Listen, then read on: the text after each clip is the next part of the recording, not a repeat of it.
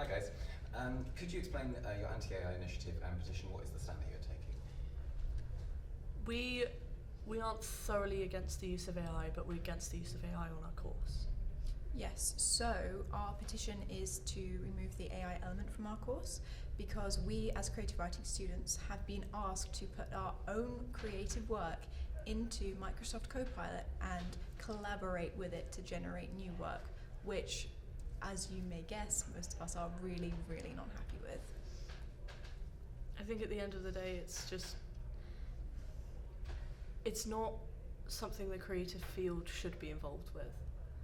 When we look at AI, it's helpful in other fields, but it doesn't do anything for the creative. It just, I don't know, exemplifies the worst parts of AI. Like, you're looking at AI and it can help with scientific research, or when people need help with, I don't know, day-to-day activities, fine. But what are you getting from putting your work into AI and changing it? When you're a creative, it often gives you worse stuff out of it, which it just makes the whole point obsolete. You're not really collaborating with anything. So on that, what are some of your sort of particular major concerns about the use of AI in creative subjects and disciplines? The fact that AI steals from creative work already. Like, we don't feel good about the fact that our work and other people's work is possibly being stolen by AI, and then we could possibly use AI and then that work be reflected back at us. Also, we started this module last week, right? And we look at a load of these AI creative writing works. They're awful. They're not good writing.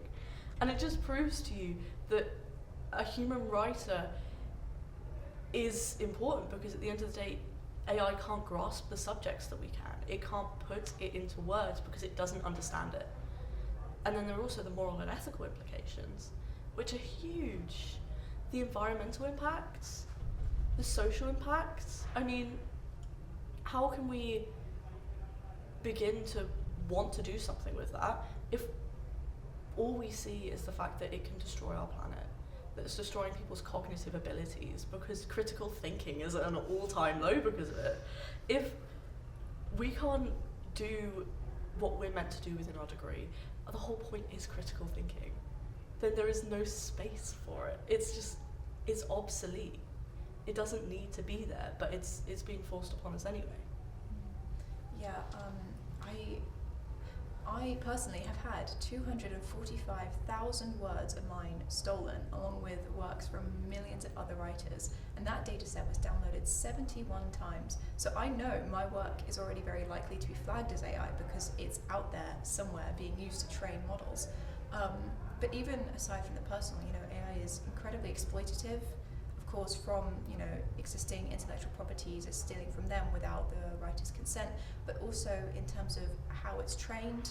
A lot of AI responses are trained in so-called AI sweatshops in Kenya, and exposing workers to emotional trauma for having to flag graphic and violent content. And I mean, at the end of the day, an LLM is entirely antithetical to the art of storytelling.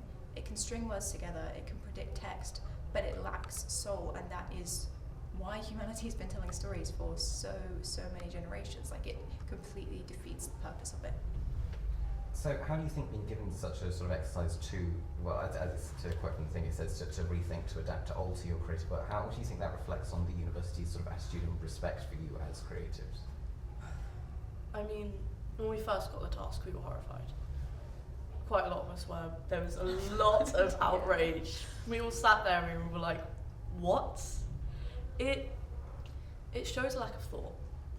If we're being told to do a module where, hey, we have to do this piece of work to do with AI, if it was just the critical analysis, fine. But wanting us to work with AI, what do we get out of that experience? What are they trying to teach us by using it? And the answer is, I don't think even they know. How are we meant to learn something from AI when it's already taking from us? And I mean, the only assurance we've gotten is the fact that this co-pilot won't steal our work because they've already made an agreement. But as Sophia was saying, it's already stolen work. It's the antithesis of creativity. It doesn't make sense to be using something that takes away from our creative freedom.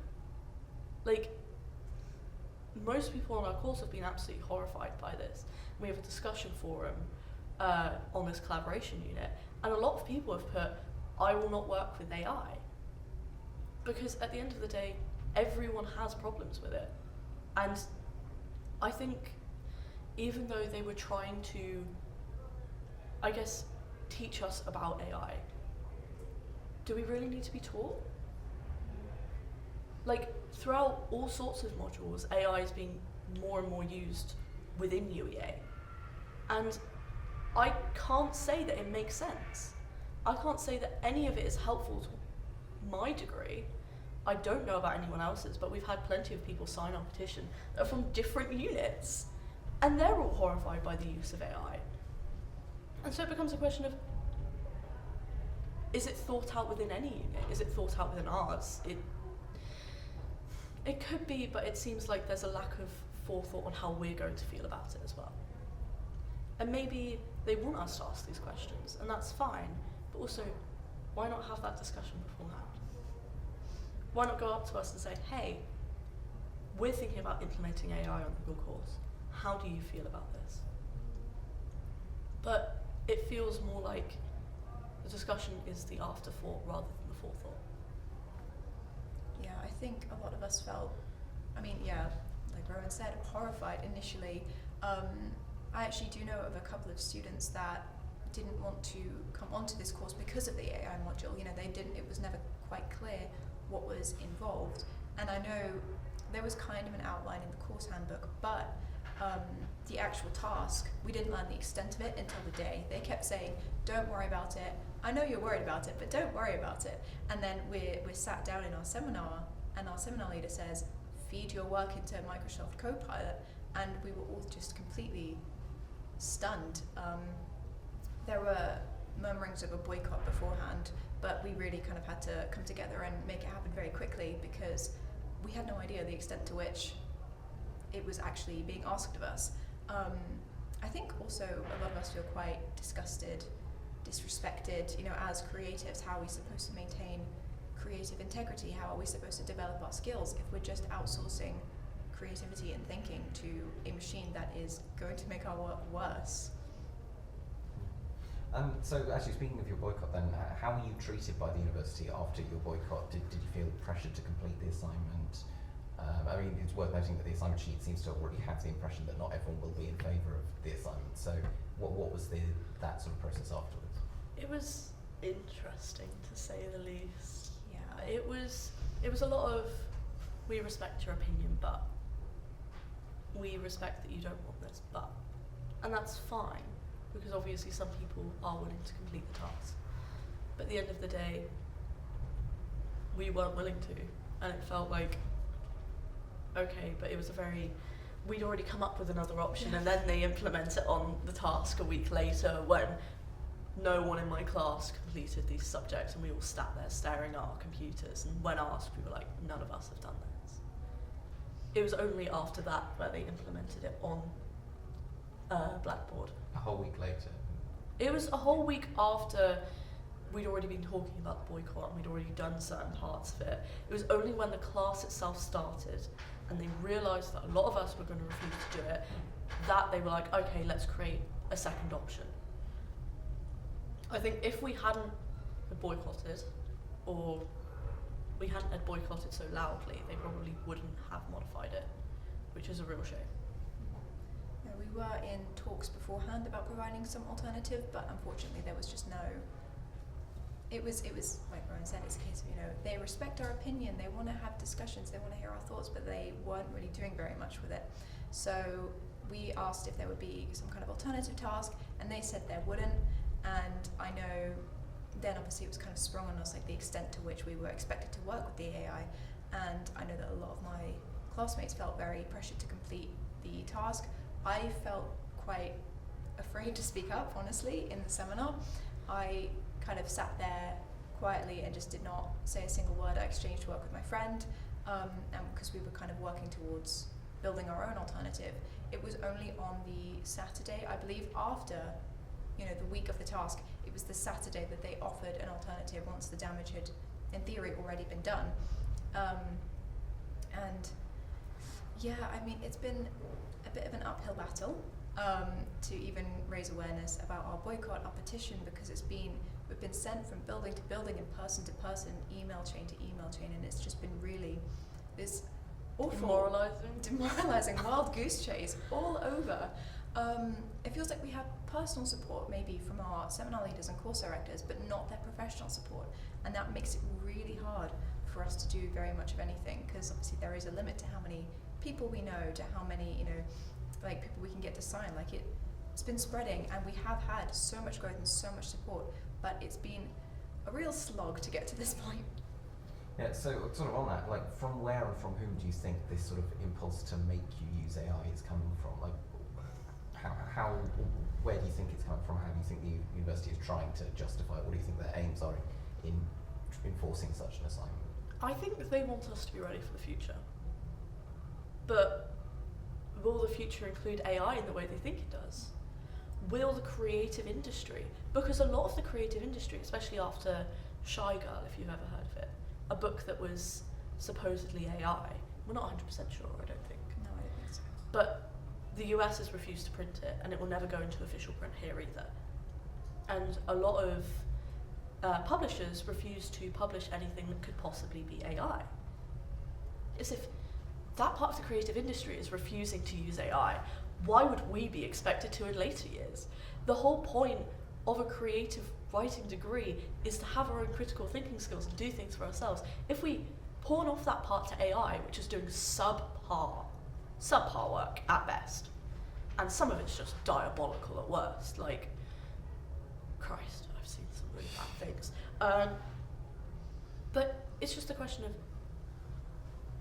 why would that be a part of our degree? And the answer is, we don't know. I don't think they even know. I think AI is a tool that everyone wants to get on the train of. But do we truly know its entire impact? No. This is a really weird statement, but it's like the electronic version of smoking. You don't know the impact until 50 years later, It's a lot of different things, and it can really help in scientific industries or for people with disabilities. And I know that it could do so well as those things, but in the creative industry it is completely obsolete right now. And if it gets used later, it won't be in the way that they think right now. And I'm guessing it's from some higher up. We're not entirely sure. We haven't been told any confirmation about anything, and I think that is really, really interesting. No, I believe our course director, Philip Langeskov, said in his lecture on Monday that he foolishly mentioned kind of implementing AI, or at least figuring out how we would use AI in creative courses going forward. He has said he would rather not use AI, but he was in a meeting with some very senior people and they really latched onto the idea. So I would be under the impression that it doesn't come from him, our course director, but from someone higher up, some kind of board somewhere. I'm not totally sure how it all works, but I know that there is a group somewhere that would rather have us use AI than not. And I understand, again, like, yes, AI is here, questionably here to stay. If we're talking in creative industries, we're not really sure how that's going to pan out, but I think it's kind of, frankly, short-sighted the way that they've implemented it. It's not actually a helpful, productive task. It's a task that, like Rowan said, pawns off creativity, pawns off critical thinking to a machine trained on stolen work. There's no originality to it, there's no real creativity to it.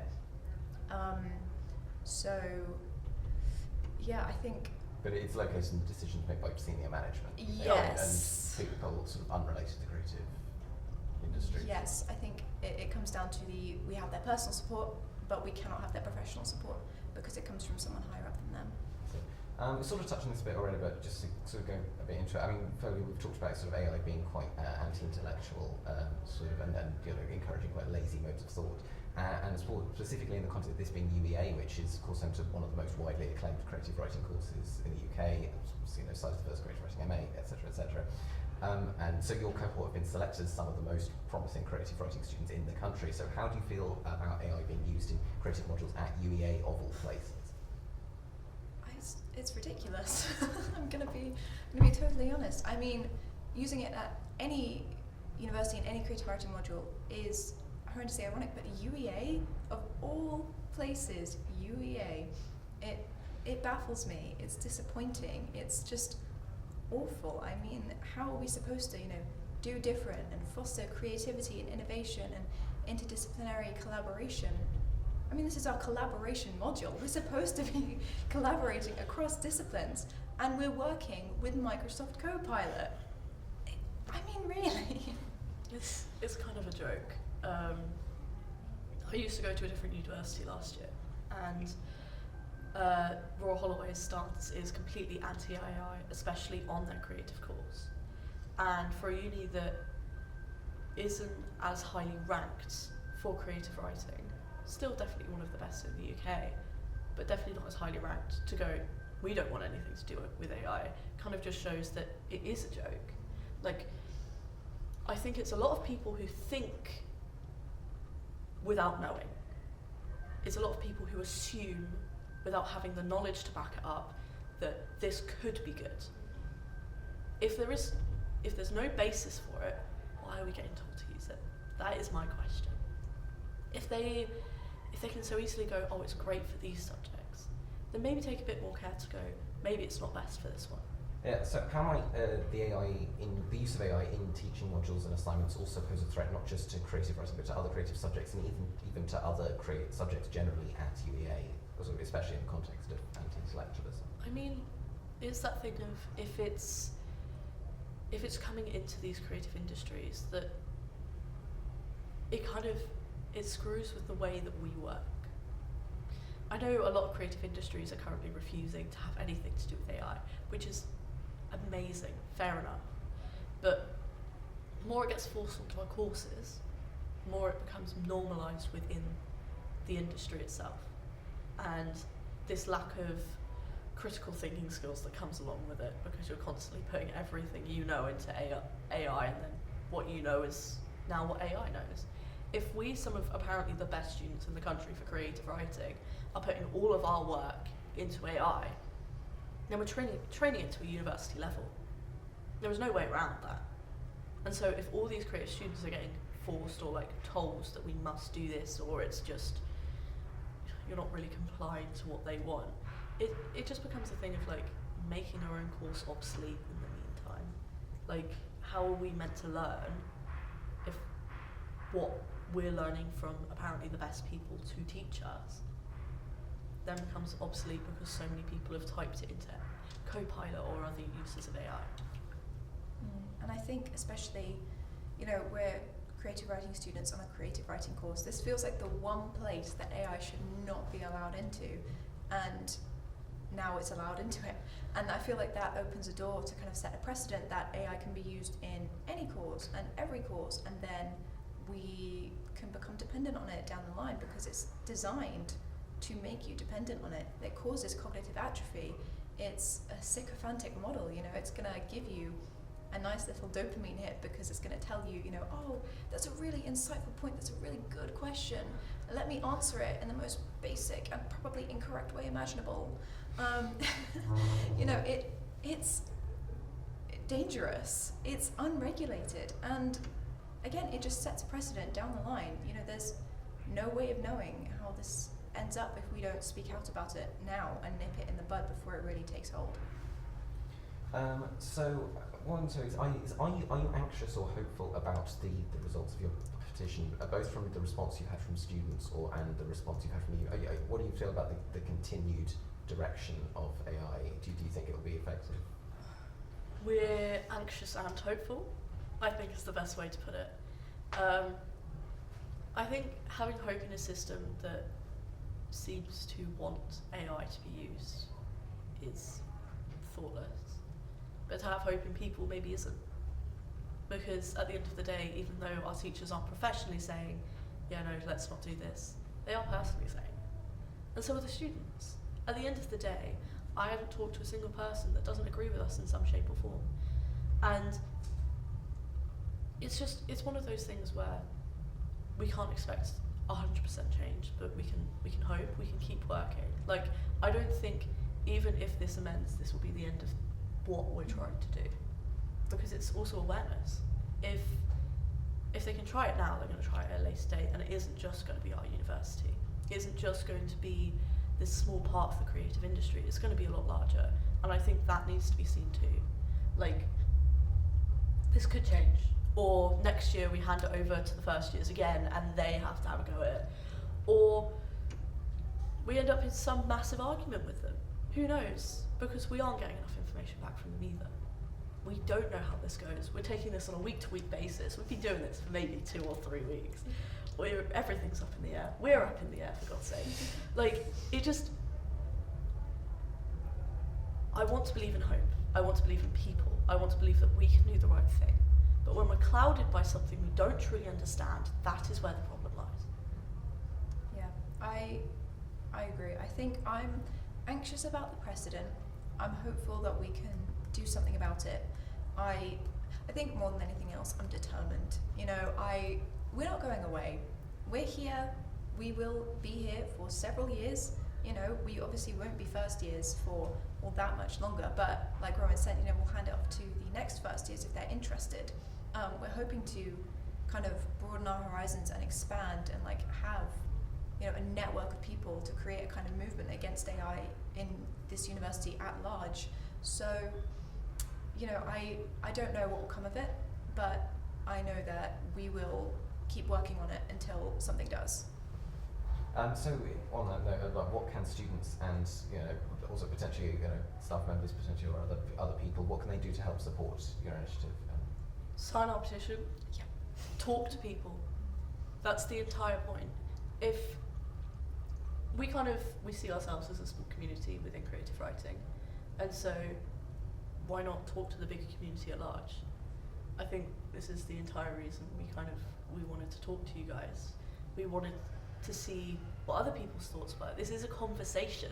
It's not just, oh, screw AI, let me put that out there. It's, okay, if you can talk to us about AI, what does everyone bring to the table? What information can we learn? What can we teach others? And with faculty, talk to other faculty. For the love of God, please talk to other faculty. Be like, I don't like AI. Make a precedent of it. If there's enough talk, then maybe something can change. And I'd really like some change. Yeah, I'm going to echo what you said. Please, please, please sign a petition. Actually, we have had a couple of staff members sign it already, so I'm really hoping that kind of sets a precedent that some staff can.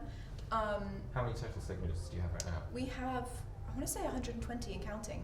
So that's pretty good because I think we've only been working, I think the petition has only been up for about 10 days.